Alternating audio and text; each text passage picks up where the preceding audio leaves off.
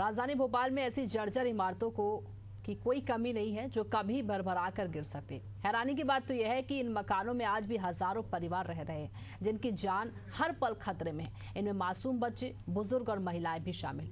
शहर में जर्जर मकानों की संख्या 5000 से ज्यादा है। सबसे ज्यादा बुरा हाल पुराने भोपाल का है, जहां न सिर्फ निजी बल्कि सरकारी इमारतें भी गिरने की कगार पर है। देखिए ग्राउंड जीरो से प्रदीप तलरेजा की यह खास रिपोर्ट। जब एशियन न्यूज की टीम जर्जर इमारतों की सच्चाई जानने ऐशबाग इलाके में पहुंची तो नजारा हैरान कर देने वाला था। घर की टूटी दीवारें, मकान की छतों से झांकते सरिये, कुछ जगहों पर तो पेड़ पौधे उग आए हैं। बावजूद इसके सैकड़ों गरीब परिवार इन्हीं खतरनाक इमारतों में रहने को मजबूर है। घर खाली करने के नोटिस भी चस्पा किए गए हैं।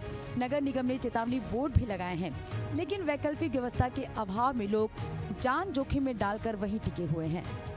भोपाल में हजारों इमारतें रहने लायक नहीं, 5000 जर्जर मकान इमारती, 2000 बिल्डिंग्स अत्यधिक जर्जर, 1900 आवास पूरी तरह जर्जर। हर जोन में 15 से 20 मकान खतरनाक हालत में, कई इमारतें 30 से 40 साल पुरानी। नोटिस सिर्फ औपचारिकता। मॉनसून में खतरा और बढ़ता है, हजारों परिवार की जान खतरे में।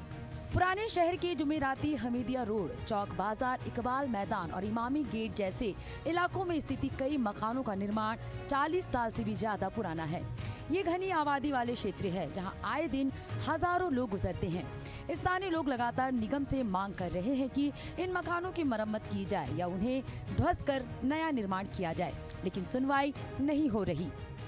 मध्य प्रदेश में प्री मानसून एक्टिव हो चुका और ऐसे में कभी भी मध्य प्रदेश के अंदर भारी बारिश जो है वो हो सकती है, लेकिन इस भारी बारिश से कहीं ना कहीं नुकसान ऐसे लोगों का होगा जो निर्दोष है। हम ये शब्द इसलिए कह रहे हैं क्योंकि हम आपको कुछ तस्वीरें दिखाने जा रहे हैं, वो आपको इस बात को विचलित भी करेंगी। ये राजधानी भोपाल के कुछ एरिए हैं जो हम लगातार आपको दिखा रहे हैं, और ये वो मकान हैं जो लंबे समय से क्षतिग्रस्त पड़े हैं, यानी जिन्हें जर्जर कहा जाए तो भी कम होगा।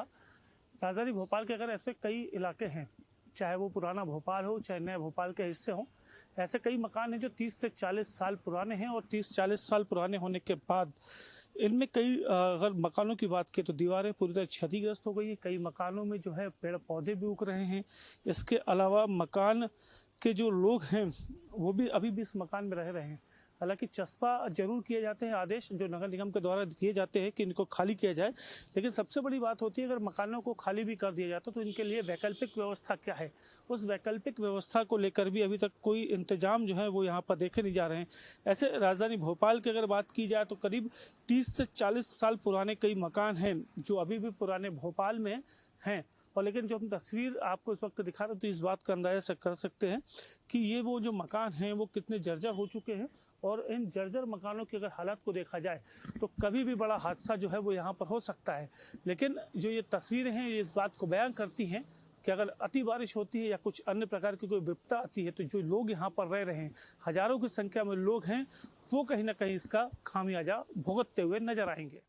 नगर निगम की कार्रवाई सिर्फ चेतावनी बोर्ड लगाने और नोटिस भेजने तक सीमित है। EOWS क्वार्टर्स हो या निजी मकान, इनमें रहने वालों के लिए ना तो कोई दूसरी व्यवस्था है और ना ही कोई वित्तीय सहायता। प्रशासन की अनदेखी और जनता की मजबूरी किसी बड़े हादसों को आमंत्रण दे रही है। भोपाल की महापौर मालती राय का दावा है कि प्रशासन सतर्क है और जरूरी तैयारियां की जा रही है। जो है उनको नोटिस तैयार हो रहे हैं, उनको नोटिस दिए जा रहे हैं। जर्जर मकान तोड़ने का अधिकार जो है वो व्यक्ति को रहता है, उसको चिन्हित करके उसको नोटिस देते कि ये मकान जर्जर स्थिति में, आप इस मकान को खाली कर दें। इस बार मध्य प्रदेश में मानसून समय से पहले पहुंच रहा है और औसत से ज्यादा बारिश का अनुमान है। ऐसे में पुराने और जर्जर मकानों पर खतरा और गहरा गया है। भोपाल की अधिकतर कमजोर इमारतें नवाबी दौर हाउसिंग बोर्ड और निगम की है, जिनमें रहना अब जानलेवा साबित हो सकता है। जर्जर इमारतें सिर्फ एक चेतावनी बोर्ड से सुरक्षित नहीं होती, जरूरत है ठोस कार्रवाई की। एशियन न्यूज के लिए कैमरामैन सलमान के साथ प्रदीप तलरेजा की रिपोर्ट।